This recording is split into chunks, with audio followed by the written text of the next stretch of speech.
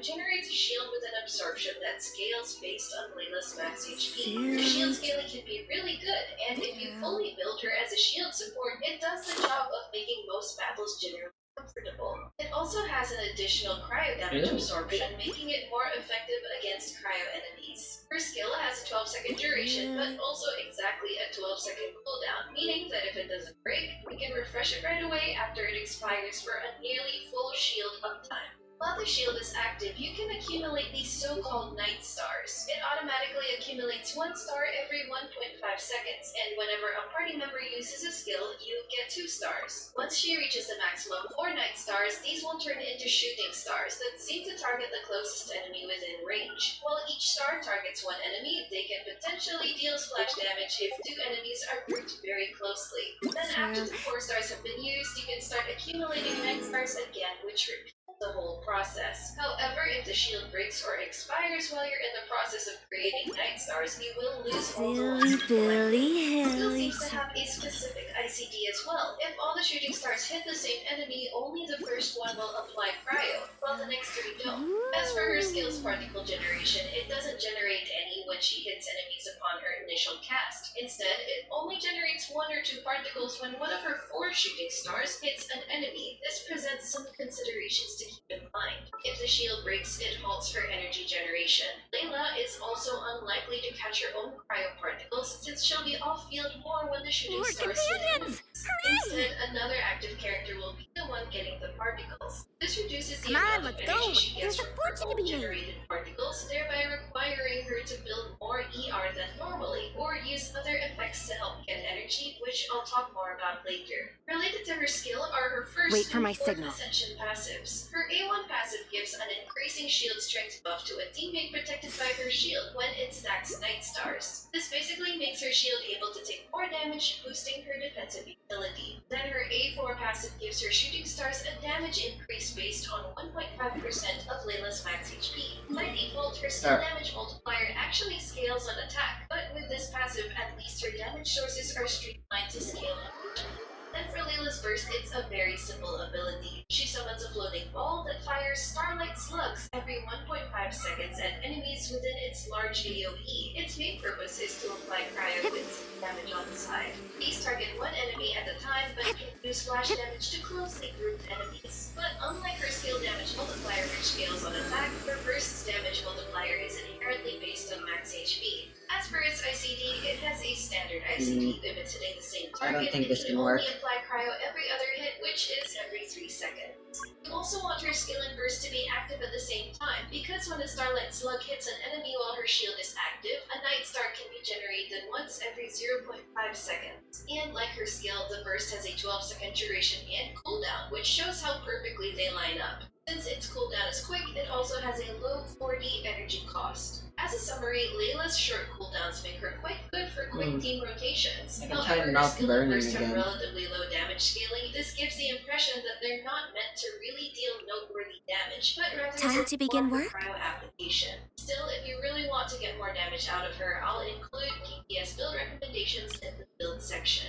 For her talent priority, you should focus on her skill first to improve her shield utility, then you can follow it up with her burst if you want to do more damage. Then it's best to leave her normal attacks alone and save your resources. Now let's look at her constellations, which are mostly pretty useful. C1 increases the shield absorption of her skill, which translates to better survivability. But more importantly, it lets you generate a weaker shield for party members in co-op, which might be useful if you do multiplayer a lot. C2 lets her skill's shooting stars generate 1 energy each time they hit an enemy, which is a huge quality of life improvement on her energy needs. The real value of this is because Layla can now constantly generate flat energy even if she's off-field, which will lead you to needing much less ER. C3 increases her skill level by 3, which adds even more shield thickness. C4 makes it so that when you fire the shooting stars, you grant all party members a charge of Dawn Star. You can consume a Dawn Star by doing a normal or charged attack, and that will get additional base damage equivalent to 5% of Layla's max HP. Note that a party member's Dawn Star will be cleared right after doing a normal or charged attack. In this clip We can do this! Razor's first hit was buffed, but his next attacks weren't. C4 basically enhances her support role by also having a damage increase effect to normal and charged attacks. But it will be best used in a quick swap team where you can cycle through each teammate's auto attack. C5 increases her burst level by 3, and C6 essentially makes her skill and burst deal more damage while also letting her generate stars quicker by reducing the creation interval. Being able to generate stars faster also enhances her previous constellation effects, particularly her C4 and C2. It can also help further guarantee consistent uptime on the Tenacity set if you're using her with it. All in all, these are constellations worth having, but of course you don't need them to start building and enjoying her.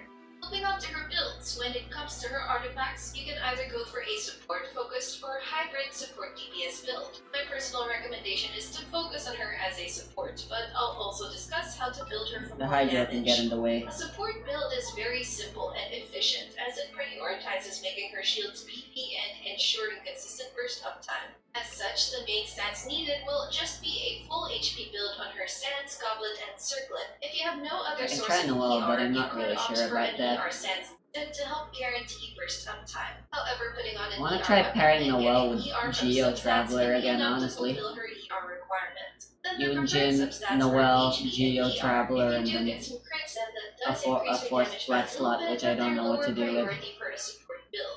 It's highly recommended to have ample ER, as her burst's cryo application is also one of her valuable support utilities. Here are some starting ER ranges, but note that her ER requirements can change to Oh, how exciting!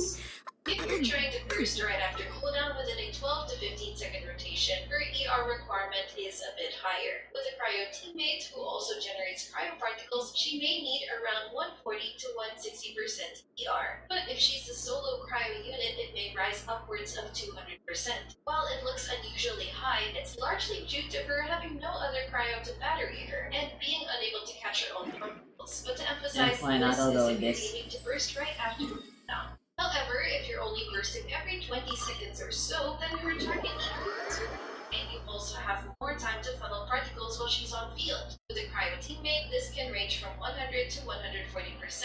As a solo cryo, it can range from 140 to 180%. As always, ER requirements can go down depending on enemies, energy-giving equipment, if you have C2, etc. For her support sets, an easy-to-farm 2-piece combo is a 2-piece Tenacity plus 2-piece ER set to make her shield stronger and help with energy needs. But if you want to maximize her support more, go for one of the full set options. A 4-piece Tenacity gives your team an attack and shield strength buff, which perfectly synergizes with Layla's shield support role. Her shooting stars can maintain the 4-piece effects uptime consistently as long as you're continuously creating them. And having Layla's burst up helps a lot with that, so fulfill her ER needs. Unfortunately, this set can't be strong-boxed yet, and it shares a domain with a Pale Flame set for physical units, which you may not need. Alternatively, there's the 4-piece Noblesse set. It only gives an attack buff compared to Tenacity, and you have to use her burst to trigger it, so you really need to ensure she has enough ER, but at least this can be strong-boxed. There are also situationally viable 4-star artifact sets. The 4-piece Exile set lets her refund your team's energy, which can help for energy-hungry teams. And the 4-piece Instructor set can be equipped on her, particularly if she's in a reaction or bloom-based team, to buff your teammates' EM. But as 4 stars, the caveat is they have lower stats. At some point, you might be thinking of increasing her personal damage by using a more damage-oriented build. The trade-off is that you'll have weaker shielding, but maybe you're okay with that. In that case, you'll want to aim for an HP or ER stance, a cryo damage goblet, a crit circlet. Since her burst is a significant source of damage, you'll still want to meet her ER requirement for consistent burst uptime. The previous ER recommendations are also still applicable. To maximize her set bonuses for damage, you'll want more offensive bonuses. 2-piece set combos of Blizzard Strayer, Noblesse, Tenacity, or Emblem will be easier to farm. Then a 4-piece Blizzard Strayer should only be used in a Breeze team, but it will let her achieve the highest damage ceiling possible in Forgot that about Ad this. scenario. Astra You'll Abyss. also want to use a crit damage circlet in this case, since its effect already a lot of crit rate. Alternatively, a 4-piece emblem that helps address her energy needs and boosts her burst damage, and it's not locked to a Breeze team. It's up to you if you want to try min-maxing her stats to find the right balance of offense and defense for you. Of course, since Layla isn't made to be a DPS, you should definitely lower your expectations if you're looking for damage. Again, just slapping on a full HP build is the easiest and most efficient route.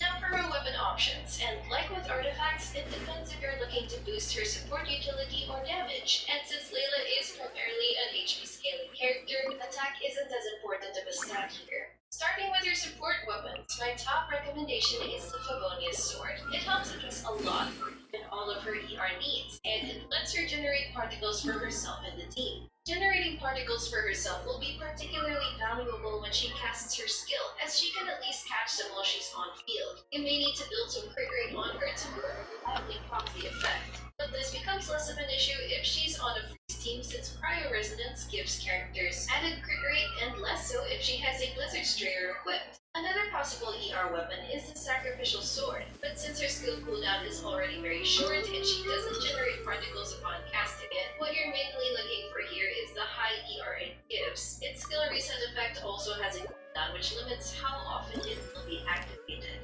Other less recommended but usable options are the Festering Desire, though it's a very old limited weapon, and the 3-star Skyrider's Ring can serve as a good placeholder weapon for its high ER stat. Skyward Blade is also viable for its ER, though Favonius Sword is still more recommended. The Key of Kashni's Suit can also be used on her as it beefs up her HP by a lot. It adds another support utility since it can buff your teammates' EM based on the user's max HP, which is nice for reaction-based teams. You just have to wait for the shooting stars to hit in order to get the full stacks at the start of a battle. One more niche option is the Freedom Sword, which gives attack and damage bonus buffs for your team. If your teammates can take advantage of it, then it has better value. Next are a few more damage-oriented weapons.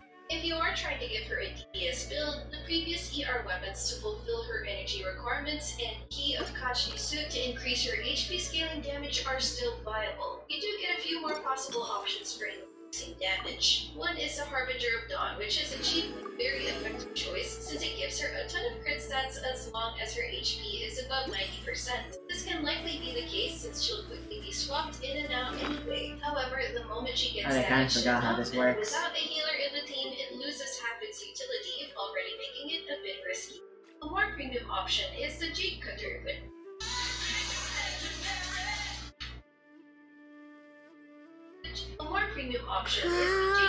which gives her a high crit rate with a small HP bonus. Though on a freeze team, this might lead her crit rate to overcap. Of course, you have your other crit weapons, which I won't go through anymore. At the very least, if Layla can't fully utilize all of their passive effects, they'll be crit stat sticks.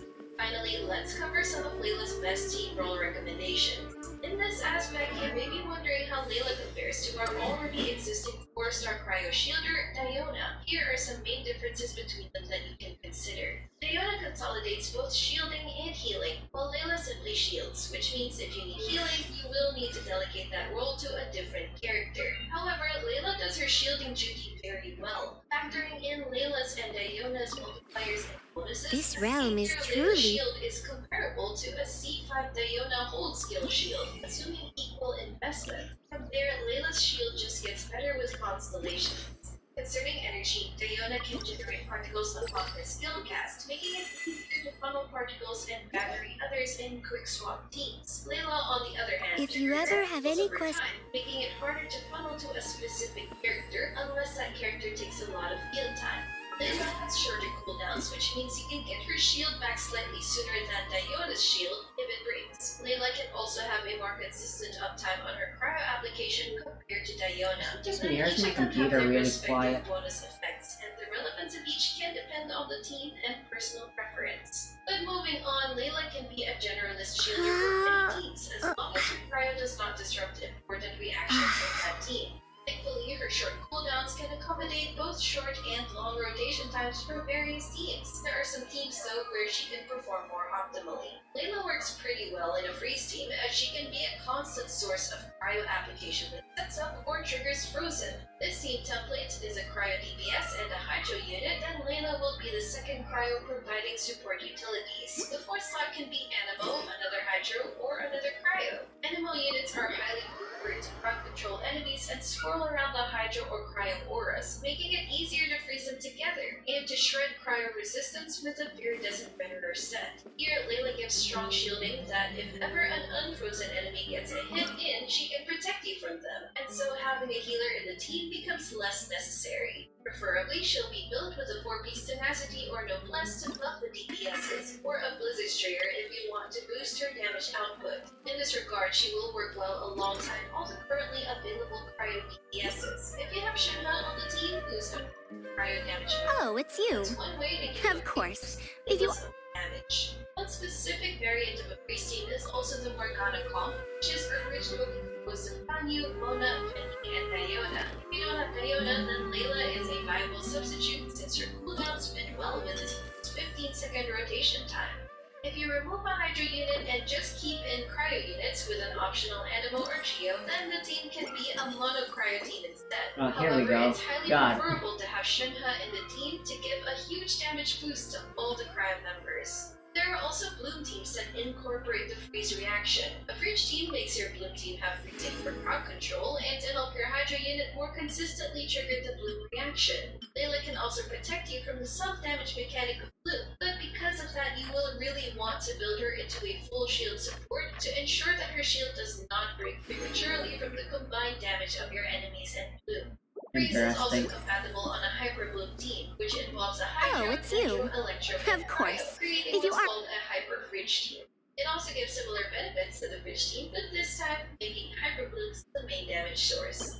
Layla can also be a defensive support for physical The appearance, carries smell, like and Noah taste of or this dish Razor. are all Layla's cryo excellent. application Do you can read a help lot of Razor professional maintain cooking books? superconduct uptime. Plus, her particle generation over time can battery the carries during their on-field time as well. You can make her a shielder for certain pyro units like Yoimiya. On enemies that can be frozen, inserting Layla could result in some melts, but on bosses that can't be frozen and the frozen aura doesn't stay, Layla can accidentally steal some Hydro, which results in some missed vapes. At the very least, she will still be a good shield, especially if you have no other defensive options. I tried Layla in a few other comps, including Reverse Melt, but unfortunately she didn't have much damage to contribute in comparison to our already good 4-star Reverse Melt units Rosaria and Kaya. She can be slotted alongside the national team floor, How but many more as a words shielder do I by have slot left that to can write? support artifact Four? sets to buff her Oh, no, teammates. Again, 5. this comes at the cost of a unit that can contribute higher DPS.